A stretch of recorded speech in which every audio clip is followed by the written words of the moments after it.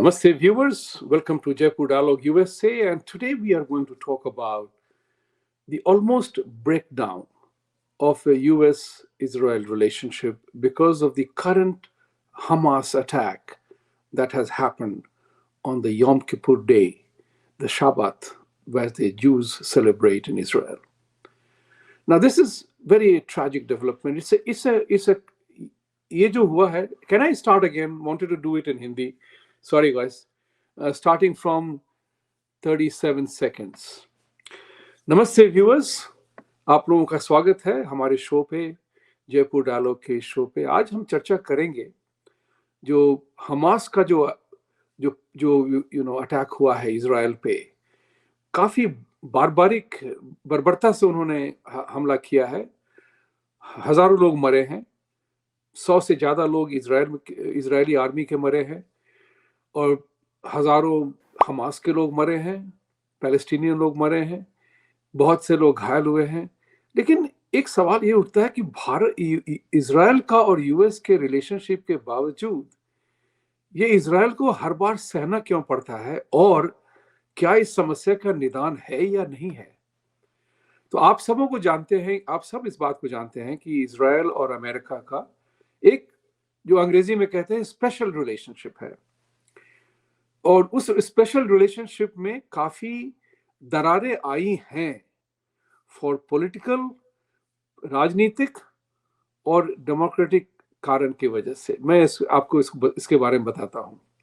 यहाँ पे Jewish population भी बहुत है और इतना उन लोगों को एहसास हुआ कि अमेरिका का सारा पॉलिसी जो बनता है वो यहूदी लोग बनाते हैं, और इसका कारण ये है कि उनके पास पैसे हैं। लेकिन जो कहते हैं कि इस्लामिक पीपल एक चीज को समझ गए कि अमेरिका का जो है वोटिंग और डेमोक्रेसी एक बहुत बड़ी चीज है। सारे पॉलिटिशियन जो है ना, इलेक्शन जीतना चाहते हैं, और इस चीज को वो समझ गए।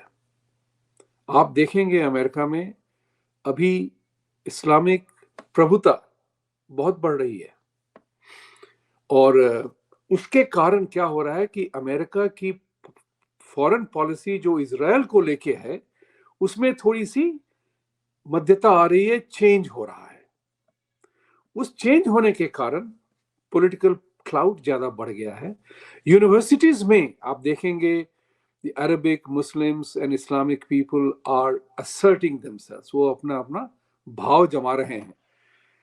तो लिबरल के कारण, वो के कारण, इन सब के कारण, उनके नंबर्स ज्यादा होने के कारण यहूदियों और जूस पे अंकुश लग रहा है, उनकी पिटाई हो जाती है। तो इसके कारण क्या हुआ, वोट बैंक पॉलिटिक्स खेलने के कारण डेमोक्रेटिक पार्टी जो है उन्होंने एक इस व्यवस्था को चुना है कि वहां पे ह्यूमन राइट्स वायलेशन के नाम पे इजराइल पे डेमोक्रेटिक पार्टी एक सख्ती बरतती है कि आप पुअर पैलेस्टीनियन, पुअर हमास के लोगों को आप डिस्प्रपोर्शनेट मारते हैं। ये बड़ा इंटरेस्टिंग सा वर्ड प्ले है, इस बात को समझना होगा आपको। ये इंडिया में भी कश्मीर में हुआ था कि इंडियन आर्मी जो है कश्मीरी रिबेल्स को डिस्प्रपोर्शनेट वेस में मारते हैं। बड़ा इंटरेस्टिंग सा फ्रेज है साहब, इसको समझने की कोशिश करिए। अगर हमने आपको आके एक जबरदस्त ऐसा घुसा मारा कि आप चितपट गिर गए और बेहोश हो गए, तो आपको तो प्रोपोर्शनेट अटैक करने का भी वापस मौका नहीं मिला हम पे। लेकिन अगर आप बच गए और आपने हमारी धुलाई कर दी, तो मैं इस बात को लेके रो रहा हूं, अरे भैया मैंने तो तुम्हें एक ही थप्पड़ मारा था, तुमने मुझे 10 मार दिए। तो इस बात की चर्चा जो होती है ना, ये पॉलिटिकल है। इजराइल पे हमेशा से इस बात का प्रहार होता है, हमास और पैलेस्टीनियन का, कि इजराइल हमेशा हम पे डिस्प्रपोर्शनेट अटैक करता है। उसके कारण क्या हो गया था, ह्यूमन राइट्स वोक वालों की जगह से जो डेमोक्रेटिक पार्टी में हुई थी, उसके कारण इजराइल का और अमेरिका का रिलेशनशिप थोड़ा सा नीचे की तरफ ढला था। यहां तक कि बाइडेन ने नेतन्याहू जी को इग्नोर भी किया था।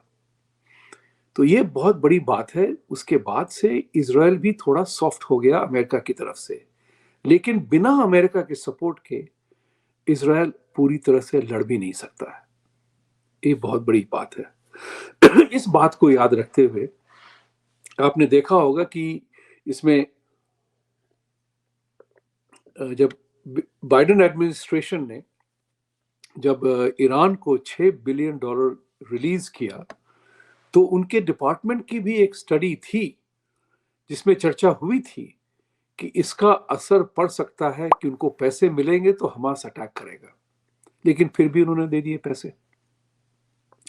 ये जो है पूरा सिलसिला, ये अब्राहम अकॉर्ड जो किया था ट्रंप ने with Saudi Arabia and UAE, उसको भी ये बाइडेन डुबाना चाहते थे।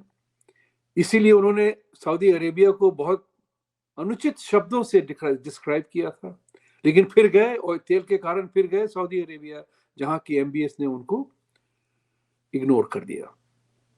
तो यूएस का जो सिचुएशन है, ये ओबामा जी के समय से शुरू हुआ था कि वो ओबामा जो थे, आपको याद होगा कि न्यूक्लियर रोकने के लिए वो ईरान को सब कुछ देने को तैयार थे।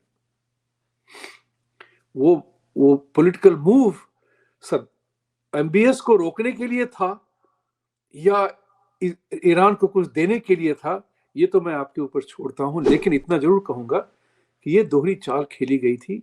और आज की तारीख में हमारा देश अमेरिका अच्छा नहीं लगता है उनको। आज लोग हमारे कंट्री अमेरिका को इस रूप से देखते हैं कि ये शायद ट्रस्टवर्दी एलाई नहीं है। इस बात को जरूर समझने की कोशिश करिएगा। मैं ये इस बात को सारे अमेरिकन लोगों को भी कहता हूं कि हमारी क्रेडिबिलिटी आज की तारीख में इतनी कम है कि हम पे कोई विश्वास नहीं करता है। अफगानिस्तान छोड़ के भागे, अब यूक्रेन में लड़ रहे हैं। यूक्रेन को बचाने के लिए आप अपने आप को सदर्न बॉर्डर छोड़ दिया आपने, और आप अभी जो है आप ये फिर वहां पे वॉल बनाने वाले हैं। तो पूरी अमेरिका की जो पॉलिसी है ना, अब वर्ड प्ले में जा रही है, एक्शन में कम जा रही है।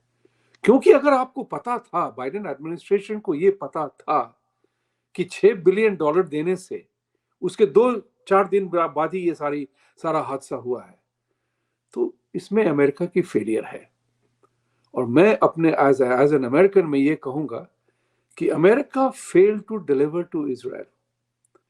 यहां इजराइल की भी देखिए दाद देनी पड़ेगी हमास वालों को कि उन्होंने पूरा सीक्रेट रखा था। इजराइल की इंटेलिजेंस फेल कर गई यहां पे, ये सोचना पड़ेगा।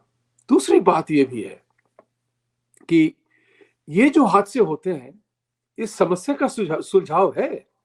अगर दो ग्रुप लड़ रहे हैं तो मजबूत डेमोक्रेसीज को उनको समझाना पड़ेगा कि ये आप नहीं कर सकते हैं, लेकिन अमेरिका कर नहीं रहा है।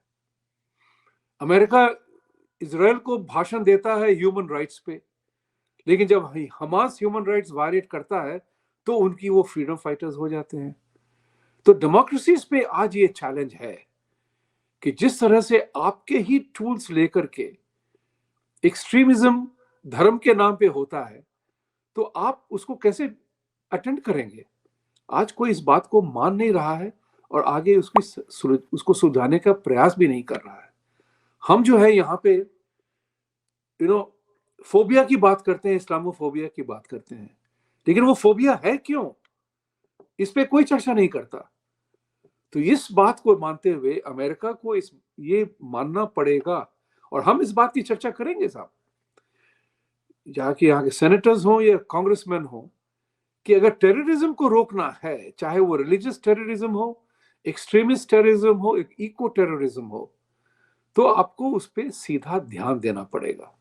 एक तरफ से आप उसको एनकरेज कर रहे हैं, फोबिया बना रहे हैं, इस्लामिक टेररिज्म के खिलाफ आप कुछ बोल नहीं रहे हैं, लेकिन आप उनकी टेररिज्म जो होती है, जो मासूम लोगों की हत्या होती है, तो आप उस पर कुछ करते नहीं है। तो आज जो है मेरे हिसाब से इजराइल का जो है विश्वास अमेरिका से हट चुका है। एक है, कहते हैं कि कंपल्सिव रिलायंस की बात होती है ना, कि मेरे पास कोई उपाय नहीं है अमेरिका के साथ रहने के सिवा। तो इतना तो मैं जानता हूं कि इस कंट्री में रिपब्लिकन पार्टी पूरे जोर के साथ इजराइल के साथ है, कांग्रेस में आज उनकी महत्ता है, रिपब्लिकन्स की ज्यादा है। लेकिन बाइडेन का जो गेम प्लान है, डेमोक्रेटिक पार्टी का जो गेम प्लान है, वो एंटी इजराइल हो गया है for one reason, and that is vote bank politics. क्योंकि people who are oppose to Israel and Jews, वो नंबर उनके ज्यादा हैं। ये सीधी सी बात है। डेमोक्रेसी में कहते हैं ना कि पॉलिटिशियन कुछ भी करके जीतना चाहता है, और वो वोट बैंक पॉलिटिक्स खेलते हैं। तो मैं आज बड़े दुख के साथ ये कह रहा हूं कि योम किपुर के दिन ये इस तरह जूस पे हमला हुआ, योम किपुर के दिन जो उनका पवित्र दिन माना जाता है, ये वैसे ही बात हुई कि जिस दिन आपका रमजान शुरू होता है, उसके पहले दिन या आखिरी दिन ईद के दिन आप पे हमला हुआ। ये उसी तरह का है। मानिए भारत के लिए ये बहुत बड़ा इंपॉर्टेंट लेसन है कि इस तरह के हरकतें वहां भी हो सकती हैं। इसलिए तन के तैयार रहिए, क्योंकि जब आपका दुश्मन आपका नाश करना चाहता है, तब आप उसको लस्सी और गुलाब जामुन क्या खिलाएंगे, राइट? इस बात को सोचना पड़ेगा। तो human rights violation is not an instrument of joke and fun. अगर हमारी ह्यूमन राइट्स वायलेशन होती है तो फिर हमें भी कुछ करना पड़ेगा। हम किसी को अपना कानून का दुरुपयोग नहीं होने देना चाहते हैं। इस बात को मान के आगे बढ़ना है। अमेरिका को आज की तारीख में इजराइल के लिए खड़ा होना पड़ेगा, बिकॉज ये कह के कि टेरर का कोई रिलीजन नहीं होता है, उस पर कोई विश्वास नहीं करता। अब आज की तारीख में न्यूज बहुत जल्दी ट्रैवल करता है, सच्चाई बहुत जल्दी सामने आती है, सच लोगों के सामने खड़ा है। Please like, subscribe and support our channel, and we count on your feedback and we appreciate your support. सत्यमेव जयते। सत्य को जीतने के लिए हमें आप लड़ना पड़ेगा, सत्य को बचाने के लिए। Thank you very much.